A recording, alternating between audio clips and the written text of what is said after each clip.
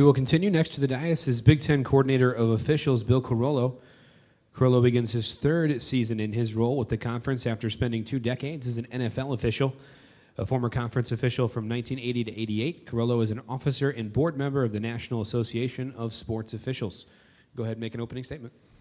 Thank you, and thank you for the opportunity to talk a little bit about officiating. Like the coaches, the 12 coaches you just heard from, we're really excited about this season for a number of reasons. There's lots of changes all around the Big Ten. If you take a look at the logo and the divisions and the 5 new coaches and some of the changes we're making on our officiating staff, we continue to try to get better. Our job is to be the best that we can be. And we've got some core values that we adhere to within the officiating ranks.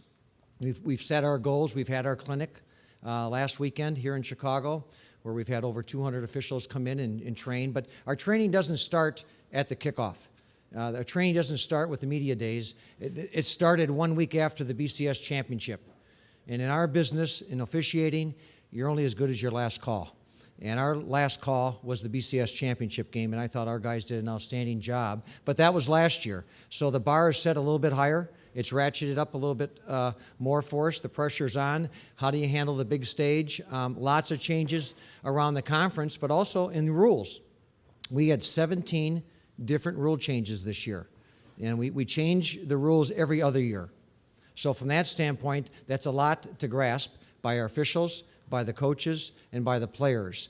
And I think when we start with our success or our keys to success, we talked about when we took over the program a couple years ago, you know, there were certain, coaches will always tell you we want consistency, and that's one thing that we will continue to work on is consistency.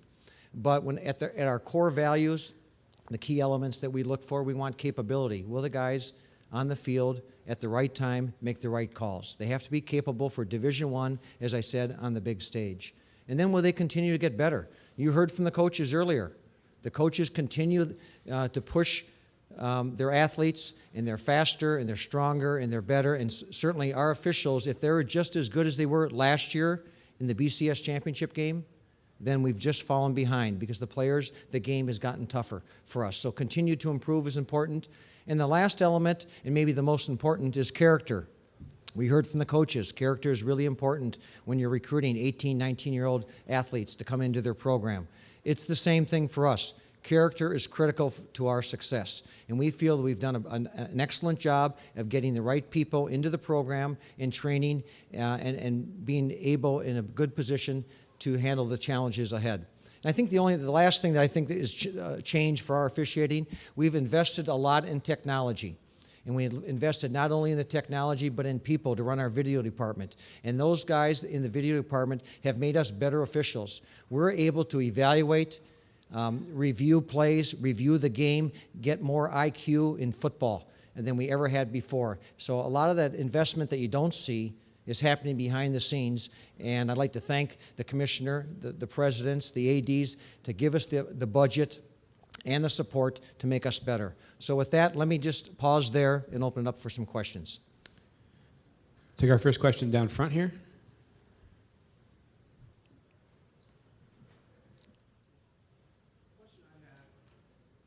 Hello. Yep. The question I have circles around the new celebration penalties or taunting or whatever it may be.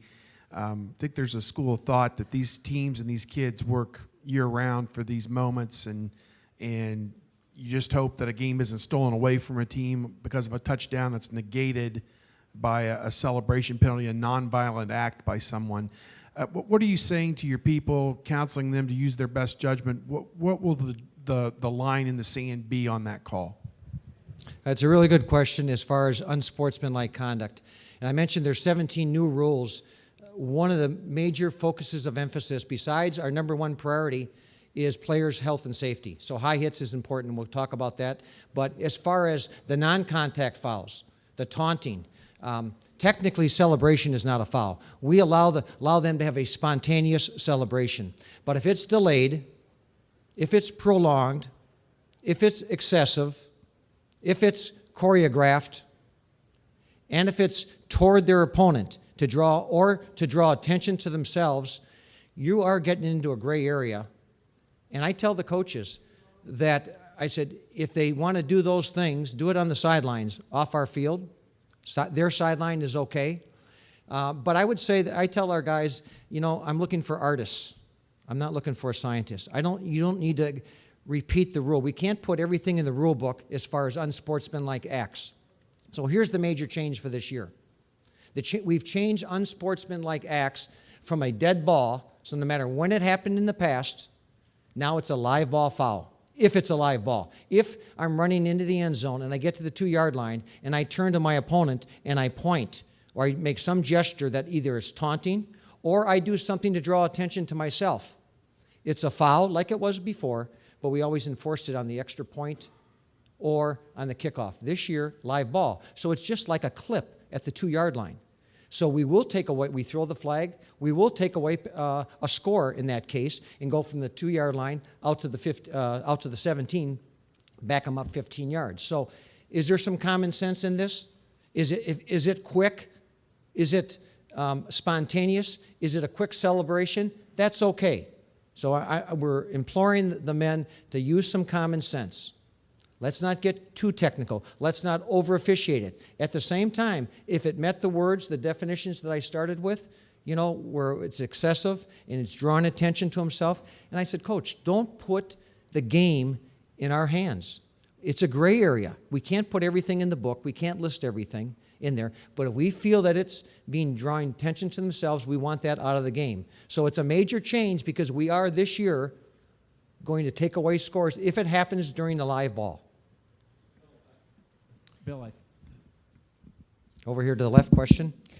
Bill, I think as you've described it very narrowly and specifically, it begins to make a little more sense. The problem, and I think I've got plenty of people here who would agree, is that we have seen the gray area interpreted closer to let's say, a white area, a less concrete interpretation of some of these penalties, which has created controversy enough at many, many junctures of many games.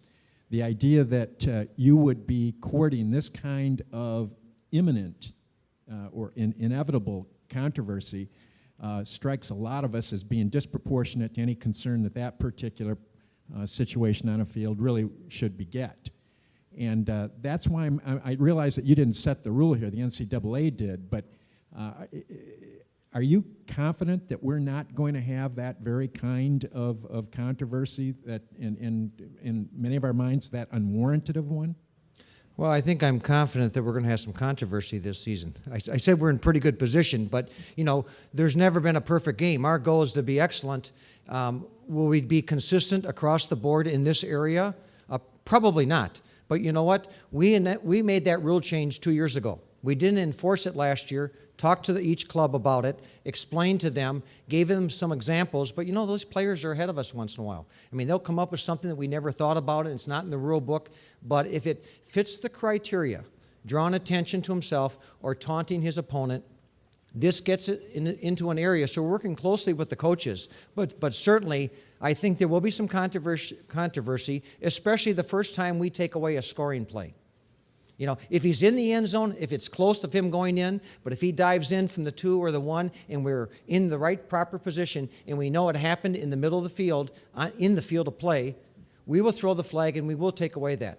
And that will be controversial. So I'm confident that we'll have some controversy. In the first couple times, I think it will get national attention, and either the coaches or the players learn their lesson. But we're out there, we spent a lot of time in the spring, and we're going to continue that crusade to all the clubs, in August here at camp, making sure the players understand what is and what is not a foul. But you're right, we don't make the rules, we try to enforce them consistently. Next question is on stage left down in the front. I was sir. wondering if you used last year, you knew this rule was coming, if you used it to kind of track instances in which touchdowns would have been taken away, if you have a number that you think this rule would have been enforced? Well, I tracked what we did in the Big Ten, and we had a handful of plays that we saw within the Big Ten or the groups that we manage, and there were some key games, national TV games, where we had diving into the end zone, for instance, going in for a score. That clearly was a foul. That clearly last year if they start their celebration, high stepping, taunting their opponent, clearly they would have been affected a scoring play last year. When we take a look at it, I mean, we're going to use some common sense, and if we aren't really sure, we're going to throw the flag and enforce on the succeeding spot. But if it's a live ball foul, we're going to do it. And when looking at the numbers, and we prepared a national videotape for unsportsmanlike that all the officials see, all the conferences review, to try to get to a consistent basis. We have another question over in that direction. I mean, it's a really good topic, the unsportsmanlike. Like I said, high hits, we've done a pretty nice job. We've seen some improvement on high hits, concussions, because of the focus there. And I think that the coaches are telling the players, lower the target zone. You know, don't go high, don't get them there. When in doubt, it's going to be a foul when you go high because of player safety. Back over here. Could you go through some of those other specific rule changes that we might find compelling? I'll be happy to do that, and I'll just highlight the most important ones. And then I think at 5 o'clock we're going to have a media session for all specifically dive a little bit deeper into all the rules. But we talked about the unsportsmanlike, making that a live ball foul. The second area I think is a real key major change is low blocking. So the rules now say low blocking for offense and defense for everybody on the field is illegal. It used to be low blocking was legal with about X number of exceptions. So the number one rule change that the coaches are struggling with, we're struggling with, that we changed in May, has to do with low blocking for the offense and for the defense. Who can block low and when they can actually block low legally. So that's a major change. And I say we're struggling with it only because we made the rule changes in spring. We went out there, put the rule changes out there with video and presentations and seminars in the spring during spring football, and then we've just recently massaged that rule, made some additional changes to it. So now we're in the process of getting clarification. What does the low block mean for the offense? What does it mean for the defense? So we've got a little bit of work to do. I'm confident that we will get that message to every head coach, every staff, and players before we kick off, but there's a little bit of work to be done in there. And maybe the last one of those 17 changes has to do with the clock. So when the game is on the line and the clock is running and we're under 1 minute, and if the offense or defense fouls, and if it's a type of foul that causes the clock to stop, they are subject to a 10-second runoff, 10-second subtraction. So when we get below 10 seconds and they're in hurry up and they want to get the last field goal team out there to kick the winning field goal, if there's a foul, offense or defense, we will take 10 seconds off the clock. And of course, if you're under 10 seconds, the game is over. And that's something new this year that will have a big impact on the outcome of some games. There's a lot of other areas of the rules. I mean, the coaches have monitors upstairs. Nothing has really significantly changed on the replay side. A little bit on intentional grounding, you know, as long as that receiver's in the area to make that catch. Certainly, we aren't looking to throw lots of flags. So we're tweaking the rules, but there's a lot of them out there. And I'll be happy through Scott and the Big Ten communications staff to make sure that you get the PowerPoint that we're giving the players, that we're giving the coaches, so you're going to get exactly what we're giving to the officials. All right, thanks. That's all the time we have for Bill today.